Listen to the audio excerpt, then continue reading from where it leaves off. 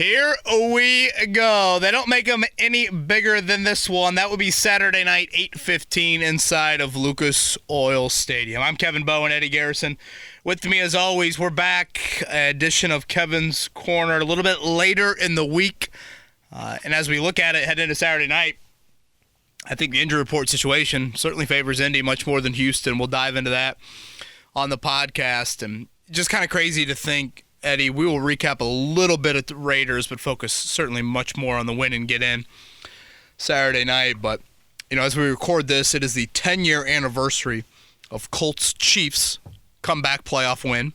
Obviously, one of, I think, probably the most iconic moment inside of Lucas Oil Stadium. I guess you can maybe argue a Peyton Manning return game, but certainly that game and that comeback spoke for itself. You fast forward 1 year from that, that's the last time the Colts have played a home playoff game, and in my opinion, this is the biggest game this stadium has seen in 9 years. So cannot wait for Saturday night, sir. Yeah, I cannot wait either. Wish I could be in attendance, but had to give up the ticket. You got a busy slate Saturday, right? You got a little Pacers Celtics at 7, correct? Mm-hmm. Yeah. It is quite the weekend here in Indy. Did you have a good vacation? I did. Yeah, it was nice to get away. I am very happy, though, that my diet will not consist of beer and rum and fried food, though, for the next week. So I am a little rundown on that part of it. But no, the kids absolutely loved it. And I'm sure your bank account is also loving it. Yes, that would be another thing to add on that end. It's funny, though. I felt myself, certainly Sunday, getting into, I guess really Sunday, pretty much once maybe the Bengals game ended, it was like, all right, here you go. This is going to be pretty simple Saturday night. So cannot wait for that. I do want to mention just a couple things from the Raiders game, if I could, before we get into Colts and Texans. Offensively, for me, the difference in the game, Eddie, first off, I thought you did a nice job on Max Crosby.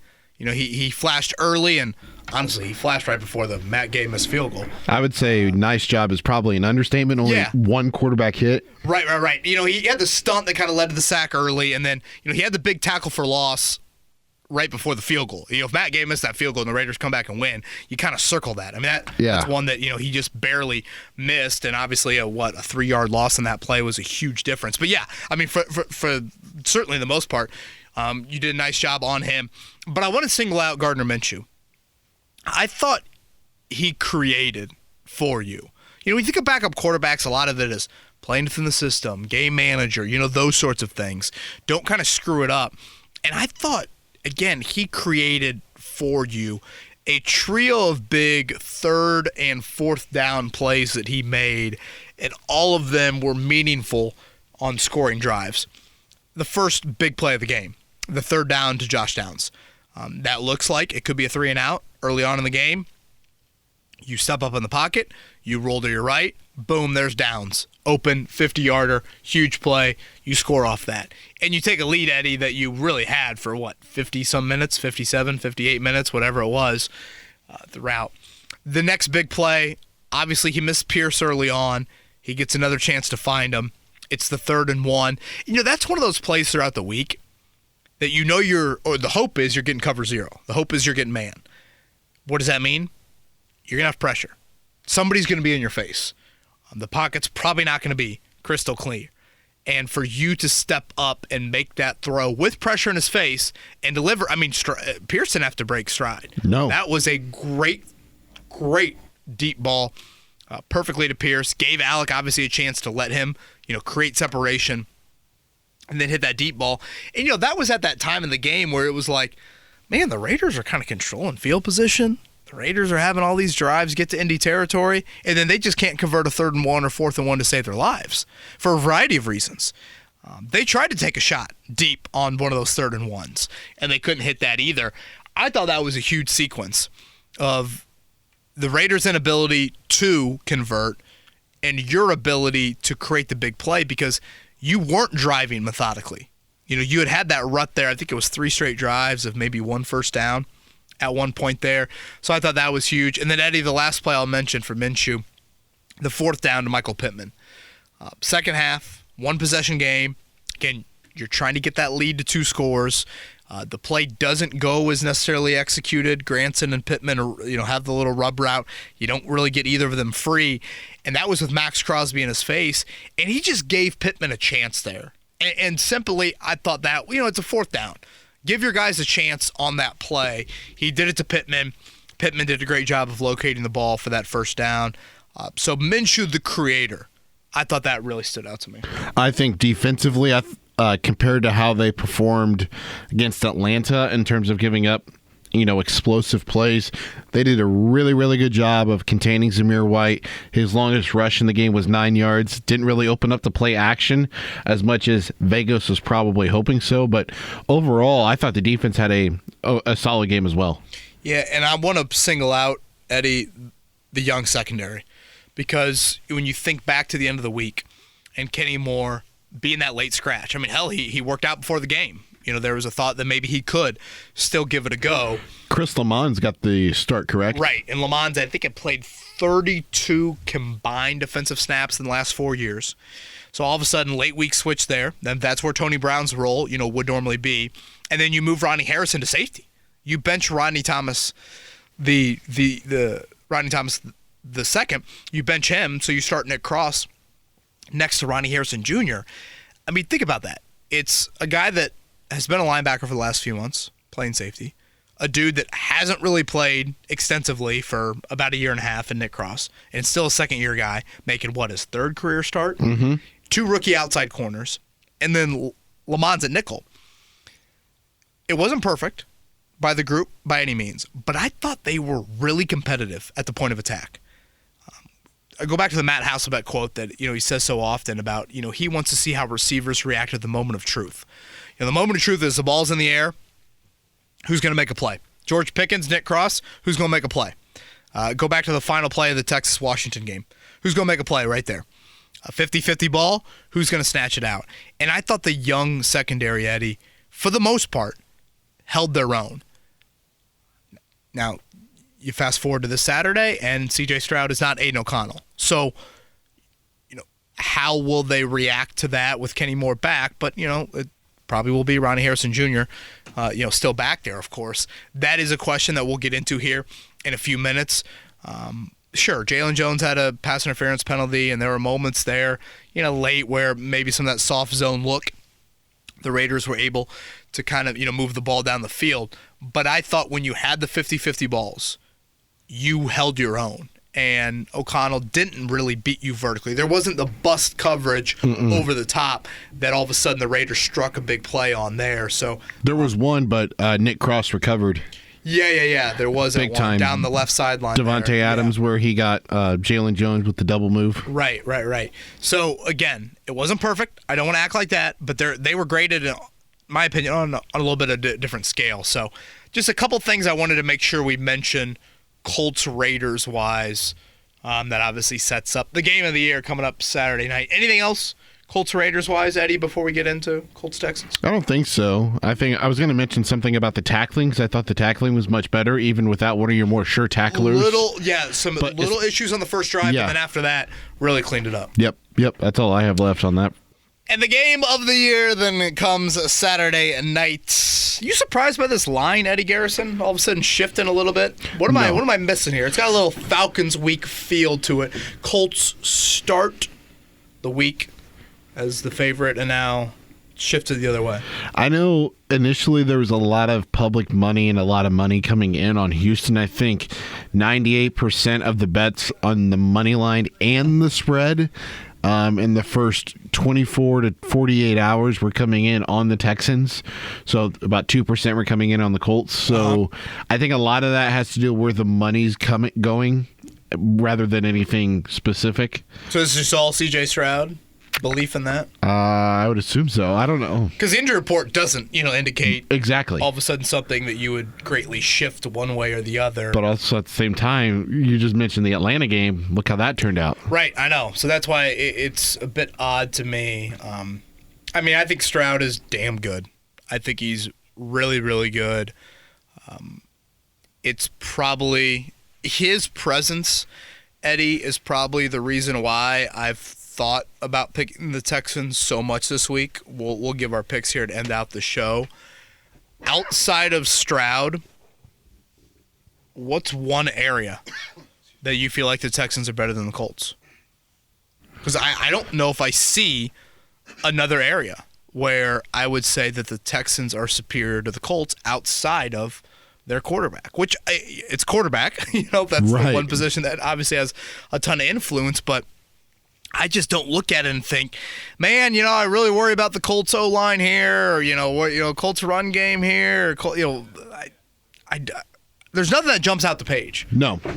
At me. No. With this one. And, Devin Singletary's taking over their backfield now, and it's Dameon Pierce. Singletary's had a fine season in rebound year after not really amassing to anything in Buffalo. But Nico Collins, Dalton Schultz, Noah Brown's on the injury report for Houston. Bobby Trees, Robert Woods is also on the injury report. No Tank Dell. So you're looking at the pass catching group, and you're like, okay, I know Nico Collins had 7 for 140. Around that number, and a touchdown. But like you said, there's not a whole lot outside of Stroud that I would say that they have the advantage. Again, the Tank Dell injury, Noah Brown's banged up, Robert Woods is banged up. To try to put it in Colts terms, right now, you are getting as of Thursday morning, final practice of the week is upcoming. The equivalents of these guys have not practiced this week for the Texans. Alec Pierce, Josh Downs, DeForest Buckner, Dayo Dangbo, Kwity Paye, and Samson Ebukam. You imagine the conversation here, Eddie? Yeah. If we were talking about those 6 guys having not practiced. Now, again, some of them I think they expect to play. Will Anderson being one of them was on a bit of a pitch count. The Will Anderson numbers from last week are just wild. 12 snaps, 2 sacks, and 6 quarterback pressures.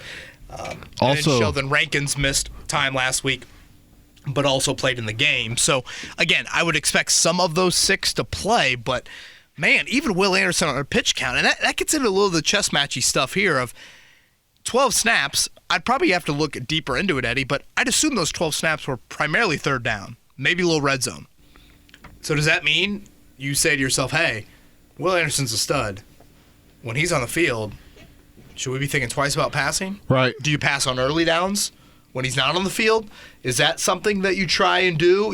Jerry Hughes out there versus Will Anderson. So I do think that is a little bit of a storyline to watch. Additionally, Laramie Tunsil, the left tackle, he was a DNP on Tuesday, limited yesterday. And he exited the Tennessee game early. Correct, yeah, with a hamstring injury. So, he is, as they like to say, he's trending in the right direction, but obviously it's a hamstring injury. Those soft tissue injuries can crop up in the middle of a game, so that's something to monitor as well. And he's been banged up, missed the first matchup. Let's go back to the first matchup, if you will, Eddie, for a moment. It was over 100 days ago. A lot of the personnel has changed, so I don't want to dive too much into it. But I thought the biggest difference in the game was your D-line absolutely whipped their offensive line. And again, their O-line was incredibly banged up. But still, I don't look at their O-line and think it's some menacing unit. They've dealt with a lot of attrition throughout the season to that 5-man unit. You had 6 sacks. You had the early strip sack from Ebukam, and I think Dayo Dangbo fell on it. And that was a huge part in building that lead to 14-0. Minshew came in, and boom, he led all those scoring drives right away when Anthony Richardson exited. And, really, a lot of the C.J. Stroud numbers, especially late, even the Nico Collins stuff, it was kind of backdoory, like fourth quarter stuff. So I'd like to think from a coverage standpoint you wouldn't be as soft throughout the game as maybe you were in that game. But, man, I think Stroud is so good. I go back to the Georgia game. If you want to make the statement, Eddie, I think it's probably fair to make. Hasn't C.J. Stroud been in the bigger game than Gardner Minshew? Oh, yeah. 100%. And go back to the Julian Blackmon injury. I think that's such a significant loss. Aiden O'Connell, I don't feel like can test you to the level that C.J. Stroud can. Mm-hmm. It didn't test you and can't test you is probably the better way to put it. Yeah. So does C.J. Stroud put Ronnie Harrison Jr. in uncomfortable moments? Does he put Nick Cross in moments of, a bit of conflict of like, all right, what do I do here? Where should I go? That, I think, is a big question, and that's why I say so much of the onus is on your D-line to do the heavy lifting, to try to create some pressure early on in plays so then Stroud can't sit back there and pick you apart. Because, he's right. He called himself a ball placement specialist at the combine. He's damn right. Oh, yeah. If you give him time, he's a surgeon. He's Michael Penix against Texas. I mean, he is a surgeon. The ball placement will be all over the field, and it will look ugly for you if you allow that to happen. One player that did not play in that Week 2 matchup, I think is a really good player for the Texans. It doesn't get maybe a lot of notoriety, maybe in our market, is Jalen Petre, their young safety. Oh, yeah. Very playmaking guy. Again, we've seen the Colts protect it fairly well here as of late. I do think he's a guy to watch in this one. And then obviously you can't let Will Anderson make a play. Let me throw something at you, Eddie. Feel free to disagree, agree with it. Maybe the sample size is too small. But in the last 12 months, we've seen Shane Steichen and D'Amico Ryans square off twice. The Eagles scored 31 points against the 49ers in the NFC title game. Mm-hmm. And in Week 2, the Colts scored 31 points against D'Amico Ryans. Does Shane Steichen have D'Amico Ryans' number? Or is the sample size too small? I'd say the sample size is too small. I would say if he does it again, then you could probably say he has his number. Yeah. And I think the fact that you say that, Eddie, there's reason to bring it up. I mean, that's, very different personnel, obviously, in those two matchups. 31 points is a pretty nice number. And I don't know if we brought it up on the podcast. I think I brought it up on the show last week. And shout out to Zach Boyd, who always been just such a nice dude to me. Oh, yeah, great guy. Does great work and really enjoy his friendship. He texted me, I guess it probably would have been a couple weeks ago now. It might have been before the Falcons game. And he's like, you find it odd that the Colts have beaten like all these defensive coaches this season? And I started to kind of think about it. I'm like, damn, when you look at it, they really have beaten the defensive coaches and lost to the offensive coaches. Dennis Allen is the one defensive coach that has beaten them. The one offensive coach they've beat is Frank Reich. But if you look at the teams that they've beaten, Eddie, D'Amico Ryans once, Mike Vrabel twice, Tomlin, Bowles, Harbaugh, Pierce, Harbaugh probably more special teams than anything. The coaches they've lost to, the offensive guys, Doug Peterson twice, Zach Taylor, Arthur Smith, Kevin Stefanski, Sean McVay. I mean, it's wild when you break down the schedule and look at it like that. Good news is it's a defensive coach coming up on Saturday night inside your own building there. But that's another thing that's just, I don't know, it's just kind of a little oddity to this season. Another major oddity is this. The Houston Texans have won 7 straight road games in the AFC South. And they won 3 games all last year. All 3 of them were road AFC South games. Of course, the infamous finale last year at Lucas Oil Stadium. Sure. How about the infamous game in Nashville a couple weeks ago? How that crazy was Lovie that finish? Smith. Yeah. And then they won in Jacksonville earlier this year. I mean, so that's like, damn. How wild is that? Lovie Smith gets fired for winning a game against the Colts because they miss out on getting Bryce Young. Turns out they get C.J. Stroud, and C.J. Stroud's been the best rookie quarterback out of the class. That finish was just epic. I mean, it was just such the Hail Marys, the 4th downs Davis Mills converted on that final drive, going for 2, all of it. Just absurd. I thought I was drunk watching that game, and I was like, literally, nope, I'm sober. Haven't had a drink yet. Anything else Colts Texans specific to you that you're really keeping an eye on? I know Houston's had a bit of a resurgence with their run game, going more to Singletary. They've done a nice job stopping the run this year. Of course, the Colts had the big run performance against them Week 2. That was heavy Zach Moss. Remember, that was the Moss playing every snap but one in that game.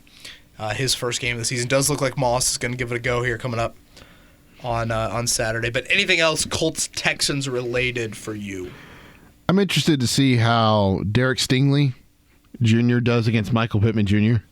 because Stingley's had a fine second year. Yeah, a lot of Texans fans thought he should have been a Pro Bowler. 5 interceptions right now. He's in the middle pack in terms of tackles, but he's had a really good year in his second year. It is his second year, right? Or is it his third? So, yeah. But yeah, I'm interested to see how that goes. And can they challenge the Texans vertically with Alec Pierce again? Because I think Colin Granson had a big Was it Kylan or was it Will Mallory that had the big catch down in Houston? I think it was Will Mallory. Coverage to Mallory, yeah. If I remember correctly. So how many of those big plays can they generate? Jalen Petre did not play in that Week 2 game, so that was an area that certainly was a hindrance to Houston. Last thing I'll add is this. These opportunities don't grow on trees. You think back to the Colts season, 7 wins is where I had them pegged. I kind of had them backdooring their way into 7 wins, Eddie. I did not think they would be be 5-5 at some point in the season or whatever. And then, hey, they're still in playoff race if they win a couple here. No, I thought they kind of win some games late and get to 7 wins. But still, you never thought this would be what's happening here come Saturday night. But I think back to, my opinion is the biggest game in Lucas Oil Stadium in 9 years. Okay, think back in the last 9 years. 2015 Colts. They were pegged as a Super Bowl team by a lot of people. Yep. Made the AFC title game the year before. Andre Johnson, Trent Cole, Frank Gore, et cetera, et cetera. Boom, they fall flat on their face 2 weeks of the season, and they don't make the playoffs. 2016. Okay, all right. Run it back. We're going to be fine. Luck's not going to be as injured, et cetera, et cetera. That's a 500 football team. Go back to 2021. That was a team that, at times, Jonathan Taylor was the best player in the NFL.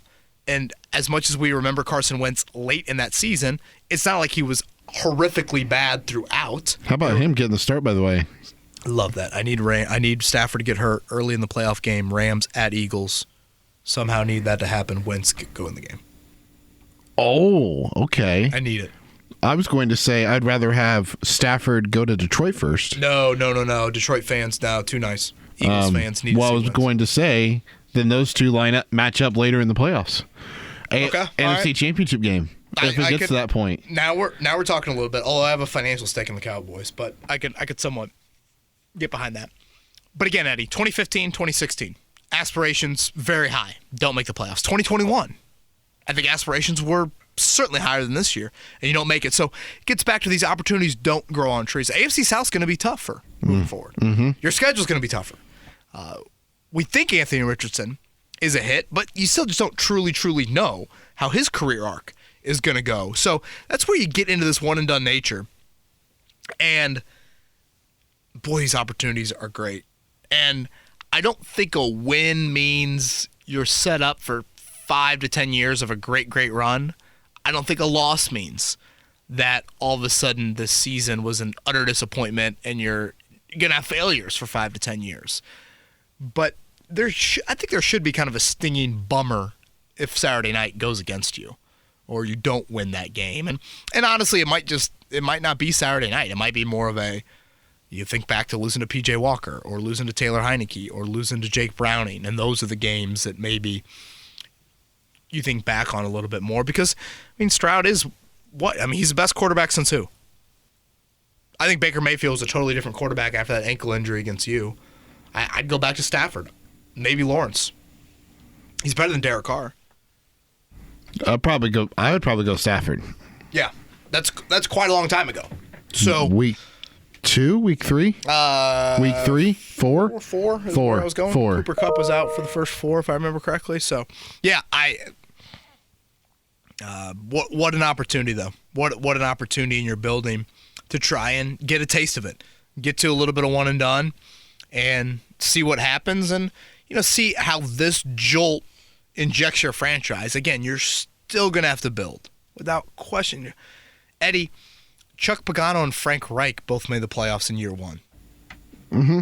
Frank Reich won a playoff game in year 1. Yeah. It doesn't mean, talk to Vikings fans right now. Talk to Giants fans right now about last year and their playoff appearances, playoff success, and how the second years have gone for those regimes, for Kevin O'Connell and Brian Dable. It doesn't guarantee anything, but again, it's a taste of it, and it's a beautiful opportunity awaiting you come Saturday night. Yeah, I don't remember the exact number, but it will certainly extend this season regarding the streak of first-time coaches or first-year coaches making the playoffs. It's been around since the early 2000s. So it's been, I think it's like, I want to say it's 17, maybe? One of these two teams will make the playoffs, right? I guess there's still a chance that they could tie and the Steelers could somehow sneak their way in. Why would you just throw that Didn't out these there? teams tie last year? Yes. Week 1, 2020. And they would have tied Week 18 if Lovey didn't go for or they would have been overtime, I should say. I'm just throwing it out there. Remember Raiders Chargers a few years ago, Eddie? Yes. The end of that season? Yeah. They tied.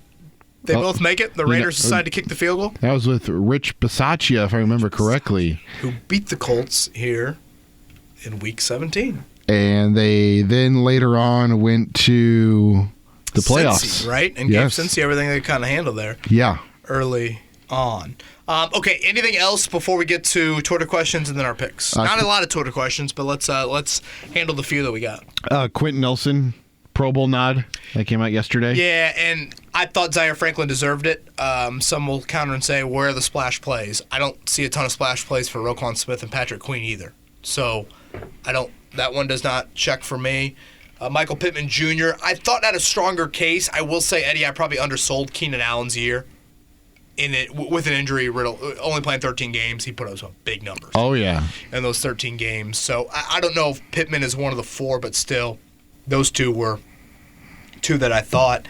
Nelson, when you think about it, first player in Colts history, 6 Pro Bowls in his first 6 years, and I believe 4th offensive lineman ever to have done that. Zach Martin, Indy's own legend, also on that list. Joe Thomas as well. So pretty darn impressive from Quentin Nelson there. And I know people bitch and moan, Pro Bowl, who cares? There's politics. It's a third fan, it's a third fan, a third coach, and a third player. So no media votes on Pro Bowl. It matters to guys. Guys care about it. Contractually, guys care about it too, I would assume. There's some incentives built in. I saw Buda Baker, $500,000 for that. So that's a wild one that made it in, by the way. Yeah, a guy that has been banged up as well. So Quentin 19. Nelson, again, I think deserved. I would probably vote. I'd probably put like Franklin, Pittman, Nelson, Buckner, if I was making my list. Weren't Franklin, Buckner, Kelly, and Pittman named as alternates? Yeah, those are the 4 alternates. The sheet that I saw, I don't think a single Colt player finished top 10 in fan voting on the sheet that I saw. At one point, I think Buckner was up there. I think Nelson was. I think Franklin was even up there. Julian Blackmon, I think, was even up there. But I don't think any of them finished top 10 at their respective spots.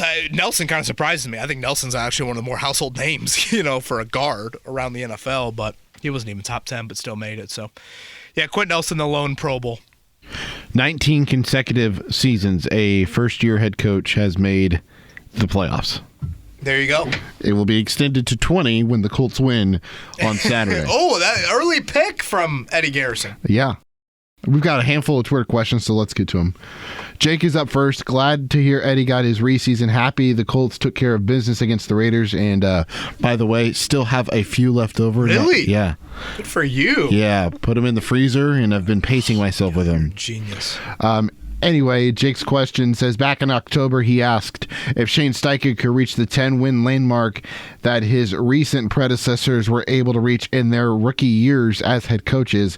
After Anthony Richardson went down, Jake thought there was no way that could happen, but here we are. What do the Colts have to do to get a win over the Texans and make the playoffs? Yeah, again, I'm going to go back to the D-line. That, to me, sets up the entire tone. What was the mantra on C.J. Stroud coming out of Ohio State? Too easy for him, too clean, you disrupt him, you get him off script, he won't be the creator. I think that's a little bit of a false narrative, but I still think the root of that makes some sense. Like, that is how you try and rattle him. Because if you give him time, more so than Bryce Young, more so than Anthony Richardson, more so than Will Levis, hell, more so than probably 95% of the quarterbacks in the NFL right now, if you give him time, the ball placement specialist, which he used that phrase, a mere 100 yards from the entrance to Lucas Oil Stadium back in February, he will do that again. And he will slice and dice you and pick you apart. So for me, Eddie, that's where I start. And I just think as long as you stay away from catastrophic offensively, I think you'll be able to move it. I think you'll be able to do enough. Again, Houston incredibly banged up on their D-line. But, yeah, I would go there. 3 questions left. I got one that's not on our rundown to get to you. It's pertaining to this week's game, so we'll bookend with that one. Craig and Chris are up next, both questions pertaining to the Raiders. Craig asks, first states that the Colts are lucky. They are not good. Bad teams make boneheaded plays. Just so happens the Raiders made more bad plays, such as pass interference on the last drive and offsides, etc. God, how dumb is the offsides, Eddie? Yeah. I mean, gosh. The future looks bright. Matt Gay should send that dude a Christmas present next year. Oh, yeah. The future looks bright because of Shane Steichen and Anthony Richardson, but I sure hope the Colts can trade for a dude or two in the offseason. Oh, yeah. Yeah, on the back part. First off, to Craig's earlier point, and the Raiders, I think, have been pretty good at this, Eddie, before Sunday. What's the Bob Knight quote? Victory favors a team who makes the fewest mistakes, something along those lines. There's an element of that at every level of sport, even professional sports. I'll probably stand by my thought on the Colts, even with a win on Saturday. I think, by and large, it's a pretty average football team that's feasted on a favorable schedule, benefited maybe from a favorable schedule. Eddie, you can point to different metrics. I'll go to a Chris Ballard metric. Ballard is a big believer in point differential. Kind of shows you where you're at within the league. I think I looked it up after the Raiders game. The Colts are 19th in point differential, so that's a little below average.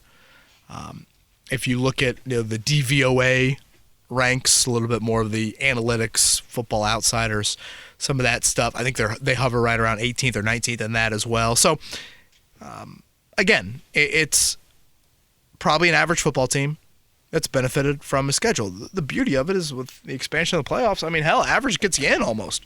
14 of 32. I know it's not 16 of 32, but it gets you in. To Craig's last point he makes, I mean, yes, there cannot be an element of complacency no matter what happens on Saturday night, especially a win. You have got to continue to build, bolster, fortify, realize you've got a quarterback on a rookie contract, realize you don't have to pay Bernard Ryman this offseason, realize that you probably aren't paying an edge rusher because Kwity Paye hasn't emerged, but still you're not paying that for a couple of years. You're not paying a corner big-time money. I mean, even Kenny Moore's not going to make huge money on another contract there. So, there cannot be a drop of complacency even with a season in which you have probably overachieved. Not even properly. You definitely have from a win-loss standpoint. Chris would like to know why Gus Bradley did not double-team Davante Adams last week. It was obvious he was O'Connell's first read for the most part of the game, especially in the red zone. This is why he cannot come back to Indianapolis. Davante Adams had 21 targets. God, I couldn't believe that. Was it 21. Was it 13 catches? Something like that. Yeah, that's 21 targets. I think, not to speak to Gus, but I don't think you wanted to expose the youth on the islands. Gardner Minshew threw the ball 23 times. That's absurd. Just put that in. Brandon Marshall that had 21 catches against the Colts way back in the day. Oh my gosh, yes. Is it a Dolphin maybe? Was he a Dolphin when he did that? It was either a Bear, Dolphin, or Jet. I can't remember which. Was he a Bronco at one point? And a Bronco, yeah. I would say that is probably why Gus didn't do it. He didn't want to leave the young guys on islands. And, whatever. It's getting I don't know if Jacoby Myers is a guy over the top, but what's the kid from Cincinnati? Tucker, is that his last name? I'm trying to think of, trying to take a shot down the field with some of those guys on islands. Trey Tucker? 11, right? Mm-hmm. I think that wasn't Myers. Probably a reason. I thought you needed a little bit more from the pass rush. Some might say that you're nitpicking there, but Eddie, I think Aiden O'Connell moves as fast as I do. I think he's a statue. 2 sacks and 6 hits. I honestly was thinking a little bit more because that was a Raiders O-line that was a little banged up. So, a question that I do have for Saturday night is this, and it's for both teams. You brought up Derek Stingley on Michael Pittman earlier. Nico Collins, especially with Robert Woods and Noah Brown banged up, that's the guy. John Mechie in the expanded role, it'd be a hell of a story. Honestly, it'd be a Hollywood story if John Mechie somehow delivered for the Texans and they got in the playoffs. But, I don't know if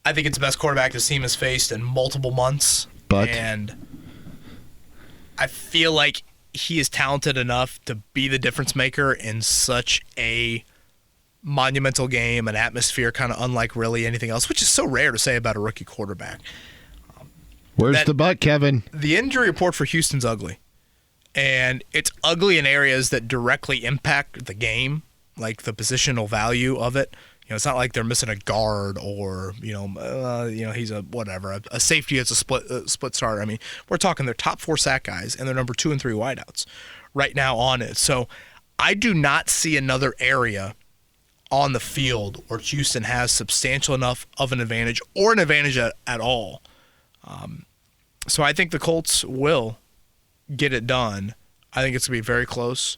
I think your D-line makes an extra play or two on an opposing offensive line that I don't think is very good. That is the difference in this one. And just kind of subtle plays. Is it a Grover Stewart run stop on a 3rd and short?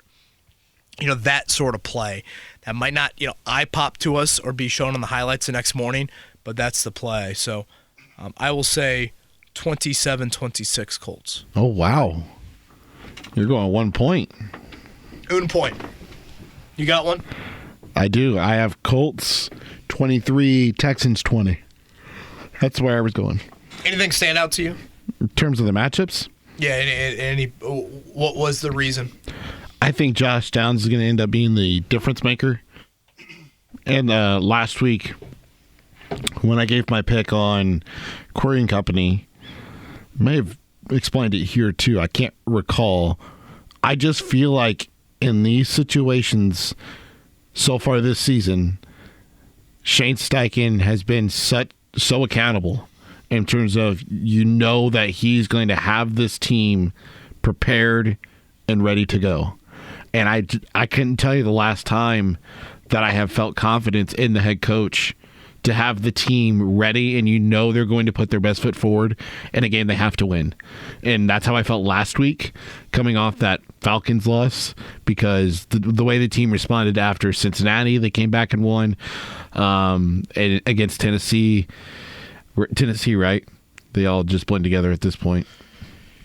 Coming back from Cincinnati, it was Pittsburgh. That's what it was. Yeah. Was the Raiders. Yeah, Pittsburgh, you played your best game of football, and then, of course, you bounce back with the win over the Raiders. So I just have a lot of trust and faith in Shane Steichen that he will have this team ready. And I think this team has fully bought in to him as a coach in the way he prepares, in the way that they should prepare, in the way they have to approach this week. I think one other subplot I have is going back to Will Anderson Jr.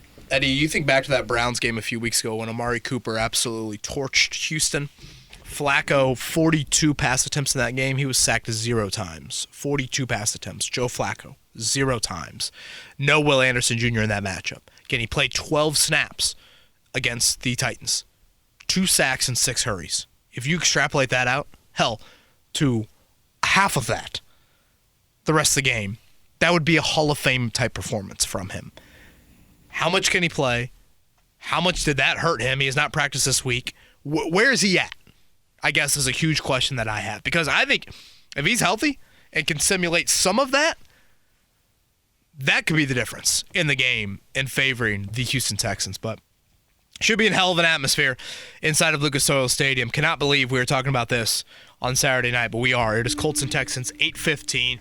We will be back Monday, no matter what happens, to either recap a trip to Buffalo or Kansas City, a home game versus the Cleveland Browns, or the start to the 2024 offseason. Eddie Garrison, have a great rest of your week, great weekend. I'm Kevin Bowen signing off, everybody. Thank you for listening to Kevin's Corner.